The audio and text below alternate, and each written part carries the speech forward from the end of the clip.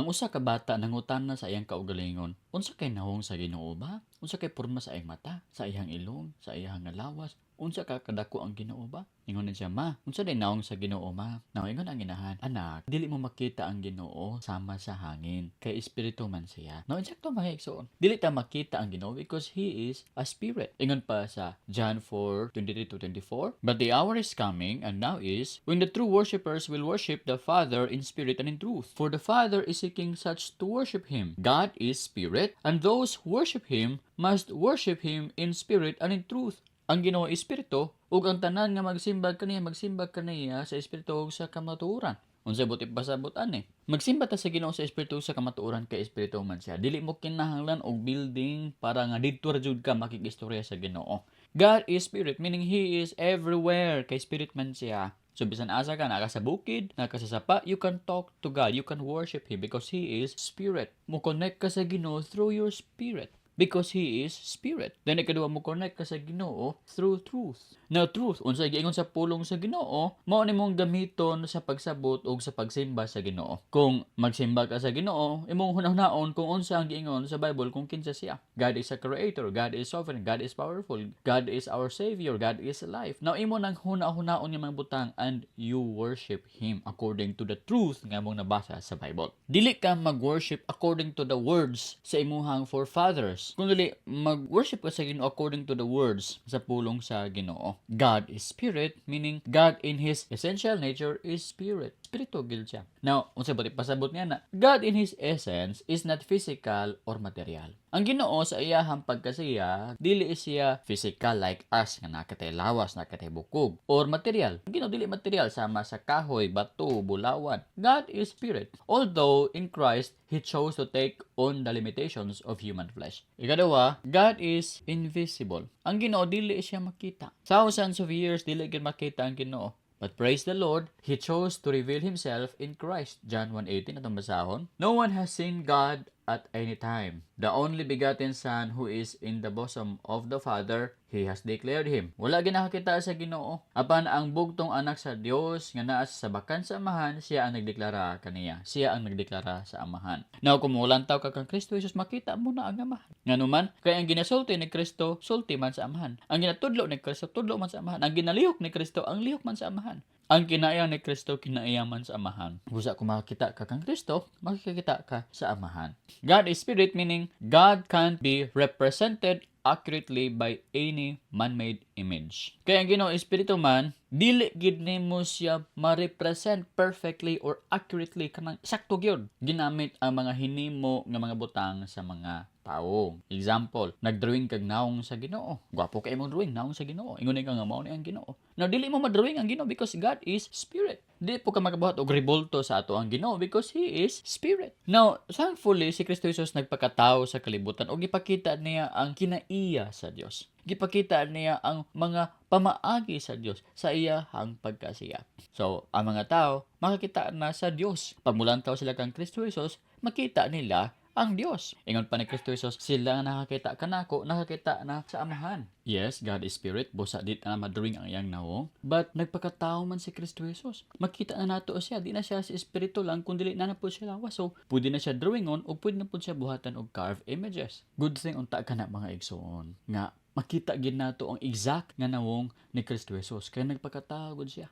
Pero wala may kamera sa unang panahon nga maka-picture ta ni Kristo Jesus ug mo result ang exact gid nga nawong. Ug wala pud gabuhat ang mga disciples sa unang panahon og carved images ni Kristo ug iyaha nga nawong. So wala gid tay mga carved images nga nagpabilin karon nga gikan pa sa early church. Ano nga naman kay si Kristo Jesus sa iyaha nga time sa unang panahon wala siya nagsugo sa mga disciples nga maghimo og image niya or carved images niya. Kung basa nimo Matthew padulong sa Acts, padulong sa Revelation, wala kay makita mga igsuon nga nagsugo si Jesus or ang mga disciples nga maghimo sila og image ni Kristo Jesus or statua ni Kristo Jesus. Apan ngano ka mga igsuon nga daghan man kaayong libro ning New Testament, 27 man ka books. Wala gid nasugo ni Kristo or sa mga disipulo nga maghimo og image ni Kristo Jesus. Why? Tungod sa ilang katudluanan sa Exodus chapter 20 verse 3 ug 4. Ingon pa sa katudloanan sa kasulatan, dili ka magbaton og lain nga Dios sa tubangan ko. Dili ka magbaton og lain Dios sa tubangan ko. Now kining lain nga Dios diri specifically sa ilaha nga time mao kini ang mga Ginoo sa mga naa sa Ehipto, Ginoo nga naa sa Kanaan. Now dili sila magbuhat dapat og mga inukit nga mga larawan sa mga Ginoo nga naa sa Ehipto sa Kanaan. Ani nga time mo ni sugo sa Ginoo. Now kana nga klase nga panghuna-huna niabot kana hangtod sa time ni Jesus. Kailan man ginabasa kanunay ang karaang tipan. Ingon sa verse 4, alang kanimo dili ka magbuhat og usa ka larawan nga linilok. Dili sila dapat magbuhat og larawan nga linilok. Kay hate gina sa mga Hudyo sa unang panahon nga maghimo sila og larawan nga linilok. Og si Kristo Jesus wala pod gyud nagsugo nga magbuhat sila og larawan nga linilok sa iyaha nga nawong. Though si Kristo nag-angkon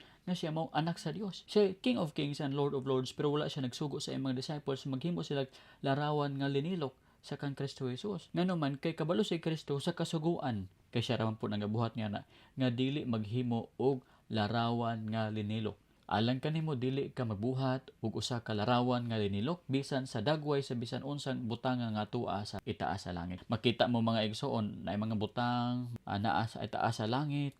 Bisan unsa nga mga butang nga naa itaas sa langit. Mga anghel ba kana dili ka maglilok anak nga butang para imuhang yukbuan. Now kung makita nimo mga igsoon, naisugo ang Ginoo sa Bible nga naghimo sila og linilok nga mga anghel, dili ba? Sa mga templo na ay mga linilok nga mga anghel. Pero kana dili man kana nila giisip nga Dios. Ila ka nang giisip nga anghel lamang. Ang point dere is dili ka magbuhat og larawan sa usa ka mananap o mga butang nga naa sa langit. Isipon nimo nga Dios ug yukbuan nimo. Mo kanay point di ani mga igsoon.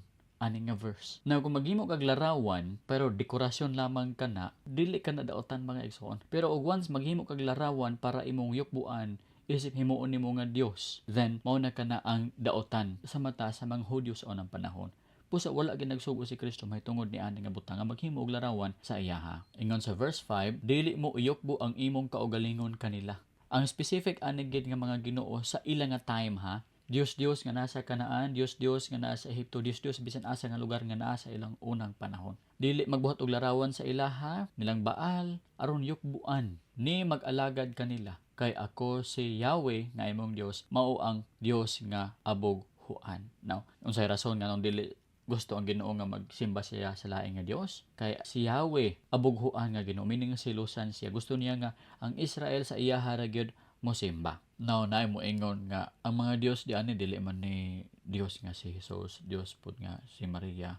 Dili ang Dios nga naa di ani is Dios sa Kanaan sa unang panahon. So okay ra nga magbuhat kita og linilok nga larawan basta kay larawan man ni Kristo Jesus. Good thing unta kana nga panghunahuna mga igsoon. Pero si Kristo wala man gud siya ga sugo sa ato nga magbuhat kita og larawan niya para atong yukbuan o para simbahon. Good thing na nga point baya gyud nga ang context sa Exodus chapter 20, Dios na siya sa mga pagano sa unang panahon, pero lagi mga igsoon wala na gisugo ni Kristo Jesus nga magbuhat kitag imahe para sa iya. Daghan siya mga gipang sulti sa New Testament, pero wala gid siya sulti mahitungod sa paghimo og larawan sa iya. Daghan siya mga discussion about sa worship, pero ang discussion about sa worship is magsimba kita sa Ginoo sa espiritu ug sa kamatuoran. Wala siya mag-ingon nga dapat naagid mo ani nga images sa pagsimba sa akoa. Then kung i-observe bitaw nimo Exodus chapter 20, wala magngalan diha og lain nga Dios. Gisulti lang nga lain nga Dios, wala niya ginganli kung unsay ngalan ang lain nga Dios, si Baal ba kana. Kabalo ka mo usa sa mga rason aron nga kana nga verse applicable na hangtod karon nga panahon. Kay karon nga panahon na pamanggoy mga lain nga mga Dios karon. Parang applicable ka na all the ages, gisulat ka na ang 10 commandments nga ayaw ka mo pagsimba og lain nga Dios. Wala gisulti og unsay ngalan sa Dios basta kay lain nga Dios. Nakabalo man kita nga adunay isa ka Dios mao si Yahweh o wala na lain pa. Sa panahon ni Kristo Jesus, ang focus sa pagsimba is spiritual o by faith nga worship. Diba naingon si Kristo Jesus sa John 4:24 nga God is spirit and they that worship Him must worship Him in spirit and in truth. Dili ba? Sa topic niya about worship, wala siya naghisgot nga dapat na ay places, gyud nga dito ka mag-worship. Wala po siya naghisgot nga dapat na kay images sa pag-worship nimo, images na ko, images sa amahan. No? Ang giingon niya mag-worship kita kaniya sa espiritu o sa kamatuoran. So ang focus sa worship is spiritual worship ug by faith nga worship. Ikaduha nga rason nga nang wala gahimok images ang early Christians sa unang panahon para nga mag-avoid sila sa style sa mga pagano sa unang panahon ba nga naa sila yung mga images. So para mapalahi sila mga igsoon, wala sila nagbuhat og images sa early church. Si Pedro, si Juan, silang Felipe, wala sila images ni Kristo Jesus para ma-separate ang ilang kaugalingon sa mga pagano sa unang panahon nga daghan kay sila mga imahe sa ilang mga Ginoo. Dahil kung basahon po nimo sa 1 John 5:21, nagsugo si John diha nga, "Little children, keep yourselves from idols." Ingon dire, mga gagmay mga kaanakan, keep yourselves, meaning palayo ang inyong kaugalingon sa mga idols. Idols meaning mga imahe, mga carved images sa mga Diyos. So, magpalayo sila anak nga mga butang. So, sa New Testament o sa Old Testament, sikat jud kaayo nga magpalayo sa mga idols, sa mga carved images. So, tungod ni ana, wala ginagsugo si Kristo o ang mga disipulo nga maghimo og carved images ni Kristo Jesus para nga yukbuan o para nga simbahon. Now, adunay usa ka rason sa usa ka tawo nga maalamon, ingon siya, kung ang imong asawa ni abroad, niya gimingaw ka sa iyaha, dili ba mukuot kag picture niya, imo ding lantawon, halukan, ug akoson kay gimingaw ka sa iyaha? Gwapo ka na nga panghuna-huna, nga mukuha kag picture sa imong asawa, kay gimingaw ka sa iyaha. Total parehar man sila og nawong. Gwapo unta ka na nga panghuna-huna mga igsoon. Pero naa ba kitay exact nga nawong ni Kristo Jesus karon nagpabilin gihapon karon nga gikan pa sa unang panahon? Na wala kita mga igsoon nga naman kay wala may kamera pa sa unang panahon. Wala po yung mga disciples nga gisugo nga magbuhat kita ni aning dako nga imahe, magpaint kita ing aning nga painting para i-preserve na to for all the ages. Wala mga sulatan sa Matthew padulong sa Revelation, walay sugo mahitungod ni anak nga butang. Para lagi separate ang ilang kaugalingon sa pagano sa unang panahon nga naa sila images. Ang Christian is by faith. For we walk by faith, not by sight. Dili ba? Kung basa nimo sa 2 Corinthians 5:7, for we walk by faith, not by sight. Kaya nagalakaw kita sa pagtuo, dili pinaagi sa atong nakita. Unya mahitungod pod mga igsoon sa seeing Diyo, dapat makita gini mo ang Ginoo sa pagsimba, dapat makita gini mo siya.